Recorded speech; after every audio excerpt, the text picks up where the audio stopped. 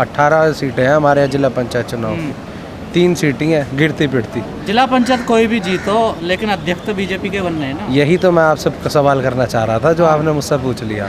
यही तो तानाशाही है। गाजियाबाद में 2 सीटें हैं, जिला अध्यक्ष देख लो किसका बनना है। यही तो मैं आपसे ही तो सवाल पूछना चाह रहा हूँ कि मीडिया इस चीज़ को क्यों नहीं दिखा रही। कल की मीडिया मेरठ की खबर क्यों नहीं दिखा रही। लोग नज़रबंद जिला पंचायत सदस्यों घरों पर बुलडोजर लेके जाया जा रहा है। यही तो तानाशाही है।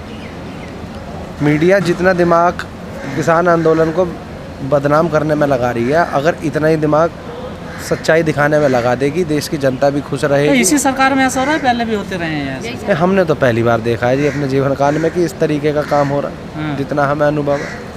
हाँ जी। तो आपको नहीं लगता कोई काम अच्छा मोदी जी का, कोई 7 साल में कोई नहीं, काम ऐसा बताइए बात ना नहीं। अच्छा मैं मोदी जी आपको एक का? चीज़ बताऊँ, अच्छा 370 हटा दिए भी ठीक है, लेकिन सब चीज़ों का एक दायरा होता है। उस दायरे के अंदर रह के काम करना चाहिए जिससे आम जनता को राजा तभी अच्छा कहलाएगा जब प्रजा खुश होगी।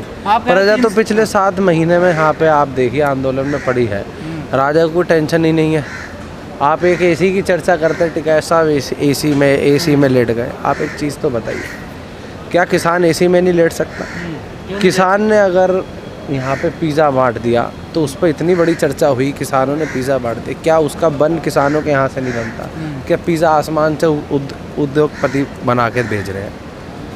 यही सब चीज़ें हैं। ये मीडिया अगर हमें एक जैसा आपके जैसे चैनल है, छोटे चैनल हैं, अगर यही लोग भी कवर नहीं करेंगे तो बड़े चैनल तो आप देख ही रहे हैं आजकल क्या दिखाना चाह रहे हैं। लेकिन आपने कहा था कि 370 अच्छा काम है, लेकिन टिकैत साहब तो कह रहे हैं किसान परेशान है जब से किसान इसलिए परेशान है वहाँ पे 370 हटी है। मैं वही तो बताना, किसान वहाँ पे इसीलिए परेशान है क्योंकि 370 सही दायरे से नहीं हटाई गई। अगर वहाँ पे सब एक तरीके कोई भी जैसे ये किसी किसान बिल है, कृषि कानून ये 3 बनाए गए, इन्होंने कहा कि हम यहाँ पर 700 खाट सभाएँ करेंगे। अगर ये 700 खाट सभाएँ इन बिल को लागू करने से पहले हो जाती, ना ये आंदोलन होते, ना इन आंदोलनों की चर्चा होती। यही दिक्कत है, ये बिल को लाते नहीं है, बिल को थोपते हैं, ये ज़बरदस्ती करते हैं लोगों के साथ। लेकिन सरकार कह रही किसानों को आधुनिक बनाएंगे इन कानूनों से। किसान को आधुनिक बनाएंगे, बना तो दिया जीडीपी भूटान के बराबर। भूटान जैसा देश, बांग्लादेश जैसा देश आगे निकल गया। और ये कोरोना काल में आप देखिए ऑक्सीजन में कैसी महामारी हुई, काला बाजारी हुई, क्यों नहीं दिखाया गया? अच्छा 370 तो आपने सुना है, 371 सुना है कि नहीं सुना? नहीं, मैं 371 पे इतना नहीं सुने। 371 भी भारत के 4-5 राज्यों में है जो 370 से भी ज़्यादा। जी। आप जैसे पढ़े लिखे लोगों को चाहिए कि सरकार से ये भी सवाल जैसे हिमाचल प्रदेश वगैरह कि जब एक भारत और श्रेष्ठ भारत की बात थी जी, तो नागालैंड सिक्किम में 371 क्यों और मिनी पासपोर्ट लगते हैं वहाँ जाने को? ये बिल्कुल, दुर्भाग्य मैं है अपने कि आप जैसे पढ़े लोग 371 पर बात नहीं क्यों कर रहे हैं? मैं अरुणाचल प्रदेश में भी गया था, उसके लिए मिनी परमिट बनता है। आप 371 हाँ जी, वही उसका परमिट बनता है। कश्मीर में मिनी पासपोर्ट नहीं है, ये भी आपको बता देता हूँ। जब 70 था तब भी नहीं। जी, ये देश को समझा रहा हूँ जी। आप लोग को समझना चाहिए। सबसे बड़ी दिक्कत पता है क्या है, मैं आपको बताऊँ। जैसे स्वामीनाथन की रिपोर्ट पर चर्चा हुई C2+ 50% की। अब स्वामीनाथन रिपोर्ट लागू हुई, लेकिन कैसे लागू हुई वो तो नहीं बताती ना सरकार। सरकार ने 2014 में वादा किया था कि हम सबसे पहले कुर्सी पे बैठते ही इसी तरीके यही बिल लागू करेंगे स्वामीनाथन की रिपोर्ट में से, लेकिन इन्होंने लागू नहीं करा। आप एक चीज़ देखिए, पेट्रोल डीजल देख लीजिए, क्या सरकार कहती, अभी पीछे स्टेटमेंट आई है इनके मंत्री की, ये कहते हैं कि जी इसमें भी कांग्रेस का हाथ है। अगर कोई चीज़ पर अगर इनसे सवाल पूछा जाए तो ये कहते हैं जवाहरलाल नेहरू से पूछो। यही सबसे बड़ा हमारे देश का दुर्भाग्य ये है कि अगर कोई सवाल इनसे क्वेश्चनिंग किससे होगी, मौजूदा सरकार से होगी या जवाहरलाल नेहरू जी से होगी? क्लास में जो बच्चा पढ़ता है वो किससे क्वेश्चन करता है? वो टीचर से करेगा। टीचर अगर टीचर ही ये कहने लग जाए उसे, जो उसका गुरु है वो टीचर ही उससे ये कहने लग जाए जो 50 साल पहले वाले से जाके पूछेगा, तो क्या जवाब होगा, क्या सवाल होगा?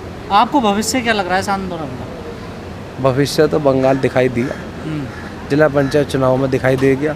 अब अध्यक्ष तो ज़बरदस्ती जैसे मर्जी, वो कहते हैं ना एक कबड्डी का टूर्नामेंट चल रहा है, रेफरी कोली भरने लग जाएगा कबड्डी प्लेयरों की, तो फिर टूर्नामेंट कैसे होगा? उत्तर प्रदेश में जिला पंचायत जीत के भी कुछ लोग पछता रहे हैं क्या? नहीं, जिला पंचायत जीत के तो ये आप एक चीज़ छोटी सी देखिए, ये चुनाव जो अभी ये जिला पंचायत अध्यक्ष चुने जा रहे हैं, ये विपक्ष वर्सेस मौजूदा सरकार नहीं है, ये विपक्ष वर्सेस प्रशासन हो रखा है। प्रशासन इसमें पूरा योगदान दे रहा है। अब ये लोग नज़रबंद किए गए, कुछ लोगों को पर्चा ही नहीं भरने दिया। अब मेरठ देख लीजिए, ज़्यादा दूर क्यों जा रहा है, मेरठ देख लीजिए, पर्चा ही नहीं भरने दिया। ये क्या है? ये खबर आ रही है। ये लोकतंत्र है, ये मान लीजिए डेमोक्रेसी पे एक बहुत बड़ा क्वेश्चन मार्क है। ये डेमोक्रेटिक कंट्री है। डेमोक्रेसी क्या है? लोगों की आवाज़ देखिए ना, पिछले 250 दिन से यहाँ पड़ी है, 7 महीने हो चुके हैं, कोई सुनने को तैयार नहीं है। इसमें कमी किसकी है? इसमें कमी ये कहते हैं विपक्ष है इसमें। अगर विपक्ष इतना मजबूत होता तो ये आंदोलन अब तक ख़त्म हो गया। आप किसान भी हैं और युवा भी हैं, क्या आपको लगता नहीं भारत में कौवा कान लेकर जा रहा है, इसी पर लोग ध्यान दे रहे हैं, अपने कान को नहीं देख रहे हैं? बिल्कुल, आप बिल्कुल सही बात है। अब इसमें सबसे बड़ी दिक्कत की ये बात है ना कि लोगों में जो ये झूठ का प्रचार करते हैं। अब मीडिया बायस है, ऑल ओवर वर्ल्ड इंडिया की मीडिया 100 रैंक से भी नीचे बायस मीडिया में आती है। क्यों आती है? सिर्फ इसीलिए तो उनके ऊपर भी बंदूक का पैरा है, उन्हें भी नज़रबंद किया जाता है। जितना दिखाया जाएगा उतना ही। अब आप कल के देख लीजिए, कल कितनी संख्या में लोगों ने कितने प्रदेशों में राज्यपाल के पास पहुंचे, लेकिन क्या नेशनल मीडिया ने इतना कवरेज दिखाया जितना दिखाना चाहिए था? दिखाया टेरर ट्रैक्टर। हाँ, टेरर ट्रैक्टर दिखाया। यस यही दिल्ली लूटने आ गए। यही तो सबसे बड़ी दिक्कत है कि दिल्ली लूटने वो दिखाते हैं ना कि जो गलत चीज़, जिससे एक मैसेज गलत जाए। क्या युवा किसान या किसान के युवा पुत्र अब भी मानेंगे इस बात को कि जो चैनलों में चल रहा है, परोसा जा रहा है, वो बिल्कुल प्लान किया हुआ है, प्लांटेड है और किसी खास उद्देश्य के तहत किया जा रहा है? बिल्कुल। आप एक चीज़ देखिए, आजकल का युवा तो अपने फेसबुक पे लाइव आ जाता है तुरंत। वो लाइव क्यों आ रहा है? क्योंकि उसकी मजबूरी है। अब हम लोगों को यहाँ पे 7 महीने हो गए, यहाँ दुनिया भर की चीज़ दिखाई जाती है कि यहाँ फंडिंग है जी, ये है वो है। आपने देखा होगा टूल किट आ गई जी, कहाँ है सब? कहाँ रह गई? सब ख़त्म होगी, कागजों में आई, कागजों में ख़त्म होगी, लोगों को गुमराह किया गया। उसके अलावा अभी तक कुछ नहीं। यहाँ की फंडिंग ये है, जो यहाँ सामने छोटे छोटे लोग हैं, कुछ लोग अपने गांव से जितना दूध दही जितना कर सकते हैं उतना कर रहे हैं। यही सब फंडिंग है। दाल चावल पे ये चल रहा है। अगर जिस दिन यहाँ पिज़्ज़ा बढ़ जाएगा, सारी मीडिया दिखा देगी, देखो जी यहाँ पे पिज़्ज़े बढ़ रहे हैं। आखिरी सवाल, खालिस्तान, पाकिस्तान, तुर्किस्तान, न जाने क्या क्या आरोप लगे थे आप लोग पर जी, लेकिन आप लोग आरोप मुक्त हो गए जी। लगता है एक जीत हो गई आप लोग की। आप एक चीज़ बताइए, क्या खालिस्तान है, एग्जिस्ट करता है वर्ल्ड के मैप में? मैं एक सिख फैमिली से बिलोंग करता हूँ। मैं एक सवाल मीडिया के माध्यम से पूछना, क्या खालिस्तान एग्जिस्ट करता है इस देश में, इस प्रदेश में, इस पूरी दुनिया के ग्लोब में? कहीं कहीं देखा है खालिस्तान कुछ है? खालिस्तान तो है ना। हाँ जी, समर्थक तो है, लेकिन खालिस्तान का मीनिंग ही नहीं ना पता किसी को क्या है। खालिस्तान का मतलब है जहाँ, हाँ यही तो खालिस्तान का मतलब है जहाँ खालसा रहता। खालसा तो ऑल ओवर वर्ल्ड रहता है।